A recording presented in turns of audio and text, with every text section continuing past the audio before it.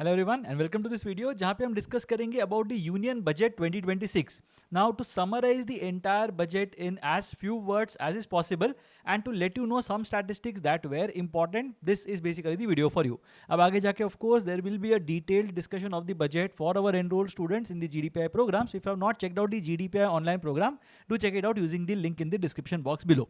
अब स्टार्ट करते हैं हाईलाइट्स से. तो यहाँ पे यूनियन बजट 2026 जो था वो 3 कर्तव्य पे डिपेंडेंट था यहाँ पे, जहाँ पे they are basically saying that we need to have good plans, we need to have good execution. Basically अच्छा इंफ्रास्ट्रक्चर होना चाहिए एंड उसको सपोर्ट करने के लिए अच्छा एग्जीक्यूशन होना चाहिए, स्ट्रैटेजी होनी चाहिए, एग्जीक्यूशन होना चाहिए. And the third thing is of course everybody should be included in this. So सबका साथ सबका विकास वाला जो एजेंडा था that is basically consistent with union budget 2026. So now I will try to cover this in 6 slides. जो highlights है उसको कवर करेंगे.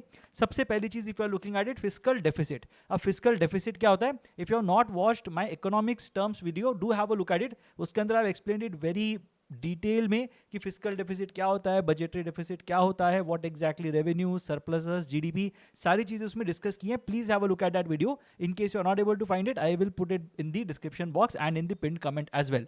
तो फिस्कल डेफिसिट होता क्या है? In a very basic language अगर मैं बताऊं तो फिस्कल डेफिसिट होता है the gap between earns and spends. तो अगर मैंने अर्निंग कुछ की है और उसमें से कुछ अगर स्पेंड किया है, अगर मैंने बहुत ज्यादा स्पेंड कर दिया compare to whatever I have earn, then वो डेफिसिट हो जाता है, नेगेटिव नंबर हो जाता है. एंड जितना ज्यादा वो नंबर होगा उतना ज्यादा हम कर्जे में डूबे रहेंगे, because we have to finance those things, right? Spends को फाइनेंस करना पड़ेगा, तो कहां से करेंगे? We will have to take loans, we will have to take some money from somewhere and finance those spends.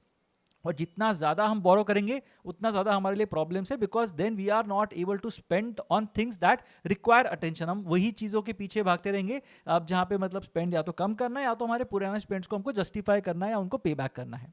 The second thing you have to understand here is that इस साल 4.4% of the GDP was the fiscal deficit. Now this is considered to be a very healthy number because 4 or 5 years ago एक target set किया था that 4.5% से नीचे होना चाहिए. And this is the year जहाँ पे 4.4% of the GDP आया है fiscal deficit, which is a very healthy thing because that leaves us with a lot of scope to improve our infrastructure, improve our social security in general. तो ये सारी चीज़ें आगे के स्लाइड्स में देखेंगे, but 4.4% of the GDP is what was the fiscal deficit this year.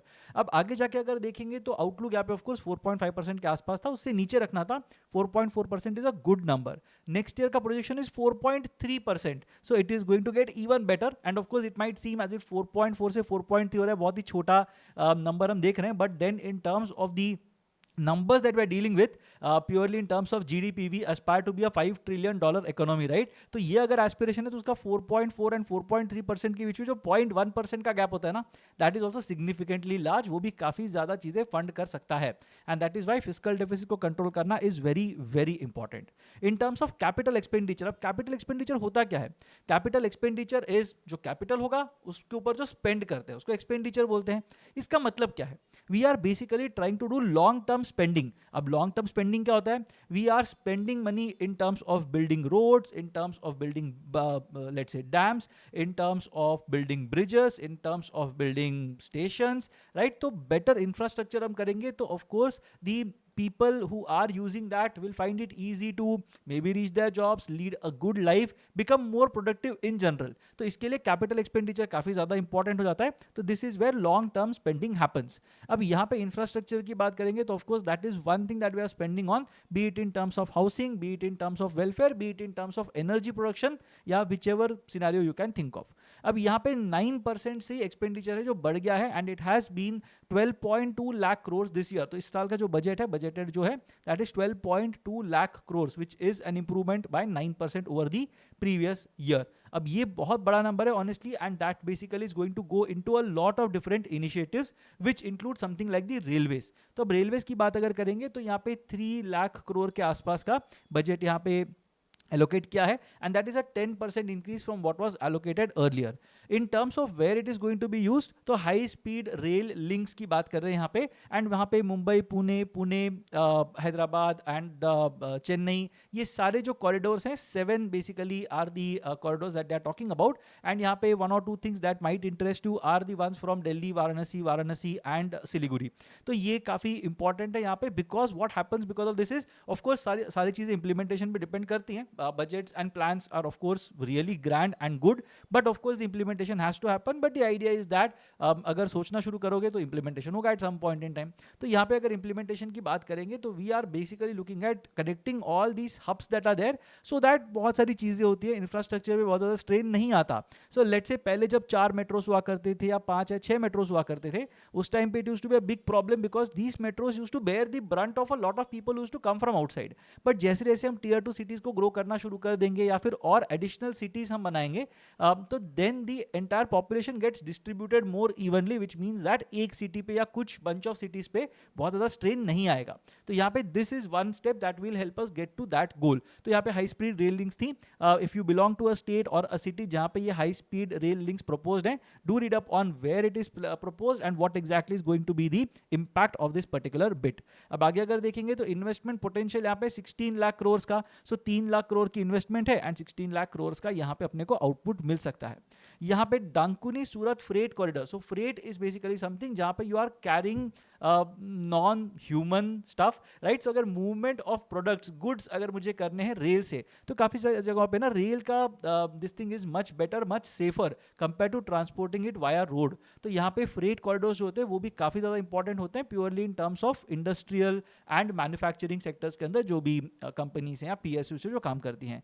तो यहाँ पे डांकुनी सूरत में एक ईस्ट वेस्ट फ्रेट कॉरिडोर यहाँ पे बन रहा है एंड उसका एक proposal and that is also something that is going to add to the production और the productivity of the country in general. अब यहाँ पे ऑपरेटिंग रेशियो जो है ना वो 98.4% हुआ है from 98.82%, which is a good thing. अब इसका मतलब क्या है?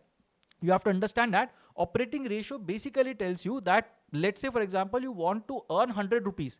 तो 100 rupees earn करने के लिए मुझे कितने रुपीस इनपुट करने की जरूरत है? सो पहले मुझे 98.82 रुपीस इन्वेस्ट करने पड़ते थे जिस पे मुझे 1.18 रुपी का फायदा होता था या फिर बेनिफिट मिलता था, रेवेन्यू एक्स्ट्रा मिलता था. बट नाउ 98.4% इन्वेस्ट करने पे we are going to get 1.6 rupees और 100 rupees. So that is the benefit that we are getting. Now this is something which again might look like a very small number, but from a magnitude perspective 0.42% is a very big number that we are looking at, right? So यहाँ पे railways के बारे में ये सारी चीजें that were discussed in the budget. अब MSMEs की बात अगर करेंगे तो MSMEs होते क्या हैं? So you will know that we are talking about micro enterprises, small enterprises and medium enterprises या medium, small and micro enterprises. अब ये डिपेंड करता है कि कितना रेवेन्यू वो जनरेट कर रहे हैं, कितने बड़े ऑर्गेनाइजेशन उस पर डिपेंड करता है. We are not talking about the big organisation, right. We are not talking about the Navratnas और महारत्नास या जो बड़े ज़्यादा मार्केट कैप वाले लिस्टेड ऑर्गेनाइजेशंस होते हैं, लार्ज कैप्स जो बोलते हैं, तो वो सब की बात नहीं कर रहे हैं. We are talking about relatively smaller organisations that are there. अब ये इंपॉर्टेंट क्यों है? These are important because they contribute to 45% of India's exports and 33% of the manufacturing that happens in this country. तो ये छोटे एंटरप्राइजेस भले ही हो in terms of size, but in terms of numbers these are pretty big and because of that इनके लिए कुछ ना कुछ करना is a point that has been done in every budget that has happened in the recent years. अब यहाँ पे 10,000 crores का एक growth fund यहाँ पे दिया हुआ है. Now of course the growth fund does not mean that they will just give money to any business that starts, ऐसा नहीं है. But of course depending on the stage at which they need the fund, तो वहाँ पे वो inject करेंगे. You will have to apply, ये loans के कॉन्टेक्स्ट में हो सकता है and that is basically how you will help these companies grow. In terms of additional 2,000 rupees, अब 2,000 crores of rupees. So 2,000 crores rupees अगर हम देखेंगे तो ये एक एडिशनल दिस थिंग है that has been given to the SRI fund. अब SRI fund क्या होता है? SRI stands for self reliant India. तो सेल्फ रिलायंट इंडिया फंड के लिए यहाँ पे 2,000 crores का एक एडिशनल टॉपअप जो है वो दिया गया है in this budget, which is again a significant number which will help these early stage startups do well. यहाँ पे एक बहुत इंटरेस्टिंग चीज है and I would suggest that you go and read about this because बहुत लोगों को शायद पता नहीं होगा इसके बारे में, but there is something called as trade receivables discounting system. Now what is trade receivables discounting system? इसको बोलते हैं TReDS, TREDS. That is the acronym that is there. तो यहाँ पे ट्रेड रिसीवेबल्स डिस्काउंटिंग सिस्टम का मतलब ये होता है, let's say for example you are a small business and तुम्हारा एक बिजनेस है. अब बिजनेस में तुमने किसी का कुछ एक काम किया या किसी को कोई तो एक प्रोडक्ट भेज दिया. अब उसका तुमने एक इनवॉइस रेज किया. Now when you raise an invoice it basically means that you are asking for money from the other party because they want to purchase something from you. अब ये इनवॉइस जैसे मैं रेज करता हूं, ऐसा नहीं होता कि मुझे इनवॉइस रेज करते ही तुरंत पैसा मिल जाएगा. That is not how it works. तो होता क्या है वहां पे? It happens in such a manner that you will raise an invoice and 60 to 90 days के बाद generally you are going to get your money back. अब यहाँ पे होता यह है दैट ट्रेड्स के अंदर there is an intermediary bank that is involve. अब वो बैंक क्या करता है, you raise the invoice, the bank is going to give you 95-99% of the amount that you have raised depending on the credit worthiness of you and the other person that is involved. अब यहाँ पे तुमको उतना पैसा मिल जाएगा upfront. Now the bank basically takes the risk and they recover the money from the other party. अब वो पार्टी जो उनको पैसा देगी जो भी 60-90 डेज के बाद या what ever.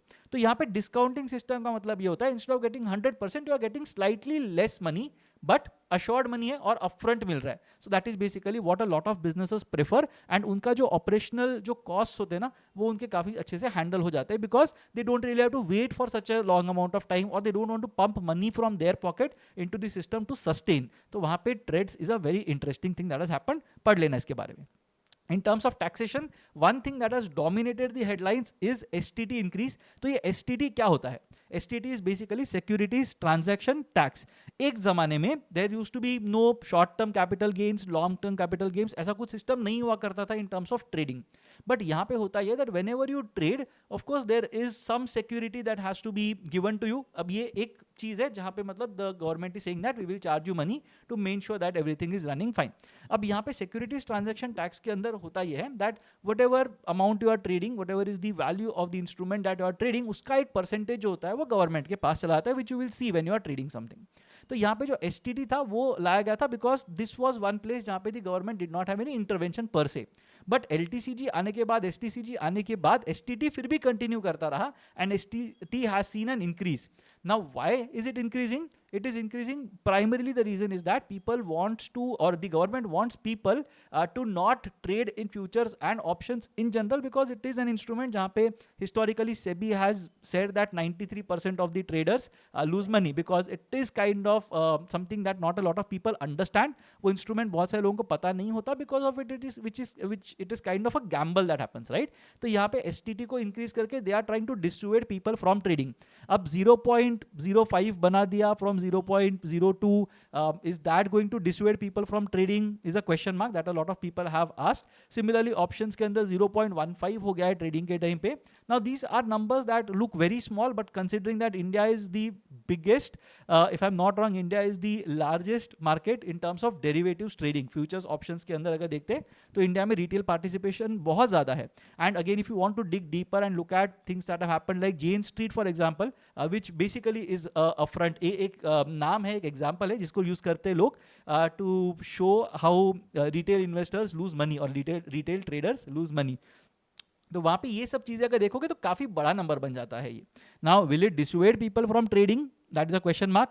Should you dissuade people from trading is another question mark, because liquidity issues हैं, and of course what all things will you dissuade people from? Technically speaking CAT के अंदर भी अगर देखोगे तो परसेंटेज काफी कम होता है people who are deemed to be successful. तो क्या CAT भी बैन कर दोगे? That was basically the argument that was there by a lot of people. Let me know in the comment section if any one of you are active traders, or what do you think about this particular penalization that is happening, a penalization penalty that is happening, that is passed on to the traders. The second thing is in terms of SGB. अब SGB बहुत ही interesting instrument है, इसके ऊपर एक पूरा video बन सकता है. Sovereign gold bonds. अब सॉवरेन गोल्ड बॉन्ड्स का आइडिया ये था that the government will kind of, instead of buying physical gold, the government will give you bonds, right, जो गोल्ड के प्राइस के साथ लिंक्ड होंगे. अब होता ही है इसके अंदर that you will be given a certificate, let's say, which tells you that okay you are holding sovereign gold bonds of so and so worth. अब ये बैक्ड बाय द गवर्नमेंट है तो कुछ भी हो जाए तो तुमको पैसा मिलेगा. Let's say for example if the gold increases by crazy और whatever happens, the government can always print money and give it to you. तो वो काफी सेफ इंस्ट्रूमेंट इसको माना जाता था. In addition to that, 2.5% का interest will also be given to you. That was the idea. अब गवर्नमेंट का इसके पीछे का एक लॉजिक या रीजनिंग ये था that the prices of gold will not increase significantly. But हो ये रहा है that the prices of gold are increasing, and as we speak over the last couple of months they have reached crazy territories, right. तो इतना ज्यादा gold का price बढ़ गया है. तो यहाँ पे एक छोटा सा चीज यहाँ पे किया गया है which lot of people might realise, but ये थोड़ा बड़ी चीज हो सकती है. Now, sovereign gold bonds का benefit ये था that after your bond finishes its tenure, you are going to get the money. तो जो भी gain हुआ है उसके ऊपर tax लग सकता है. But because the government wanted people to invest in this instrument so that their money gets stuck somewhere, एक तो they are not spending it, second thing is the government can use it for other purposes. तो यहाँ पे you could have seen that SGB के लिए कुछ better अगर deal करेंगे तो people will be more prone to taking it up. अब यहाँ पे हुआ ये that because they did it and they said that this is basically a triple exemption वाला थिंग, ट्रिपल ई कैटेगरी जो बोलते हैं उस टाइप का कुछ है, जहाँ पे अगर जो गेन्स होंगे उस पर हम टैक्सेस नहीं लेवी करेंगे. So lot of people went ahead and bought it. अब ये हो रहा है that some people who had bought it from the secondary market, basically it means that अगर मैंने एक एसजीबी का सर्टिफिकेट लिया था, now let's say I owe some money to you, तो मैंने वो सर्टिफिकेट निकाल के तुमको दे दिया, बोल दिया कि भाई एक काम कर लो, देखो मेरे पास 10 लाख तो नहीं है लेकिन ये 10 लाख का सर्टिफिकेट तुम रख लो एंड इसके ऊपर जो भी तुमको बेनिफिट मिलेगा वो तुम्हारा. सो हमारा दोनों का जो था वो खत्म हो गया. ठीक है, our transaction is done now. Now you are holding that certificate, you are not a primary owner, you are a secondary owner, secondary market में यू हैव टेकन इट. अब वहां पे government has said that retrospectively, पहले नहीं बताया था तो when you took it from me you had no idea that something like this might happen. But now the government is saying that जो taxes तुमको मतलब जो तुमको एक्स्ट्रा मनी मिलेगा उसके ऊपर टैक्सेस लेवी करेंगे. So this is again a big issue that has happened. Retrospectively can you change it? Of course it has not happened yet. I think it will go into the parliament and थोड़ा सा उसके ऊपर discussion होगा and then these things will materialize. The other thing is TCS has been slashed to 2%. अब ये TCS क्या होता है? TCS बेसिकली होता है जो TDS होता है, right, tax deducted at source. तो वैसे यहाँ पे TCS की नाम की भी एक चीज़ होती है. अब TCS का मतलब ये हो जाता है that whenever you are let's say spending some money in a foreign company, right, या फॉरेन कंपनी ने फॉरेन कंट्री लेट्स से, तो टूरिज्म के लिए कहीं पे चले गए या फिर कुछ हेल्थ केयर का कुछ कॉस्ट आ गया या फिर एजुकेशन का कुछ कॉस्ट हो रहा है because someone you know is studying in that country, ऐसा कुछ अगर चल रहा है तो यहाँ पे टैक्स कलेक्शन एट सोर्स होता है. तो instead of waiting for to declare your spends and income and everything at the end of the financial year, ये बहुत पहले ही उसको चार्ज कर देते हैं. तो पहले 20% के हिसाब से चार्ज होता था, अभी 2% के हिसाब से चार्ज हो जाएगा. So that is again something which will bring some temporary relief to people who are sending money abroad. तो यहाँ पे these were the things that have happened in the budget of this year. Now if you want a detailed discussion, I will be doing the detailed discussion with my enrolled students in a couple of days from now. So make sure that you are joining the course that you can see in the description box below to be a part of that particular group. And of course, let me know your thoughts on the union budget in the comment section below. And if I have some inputs, I will definitely share with you on that front as well. Happy preparing for the interviews, and I'll see you again in the next video on this channel.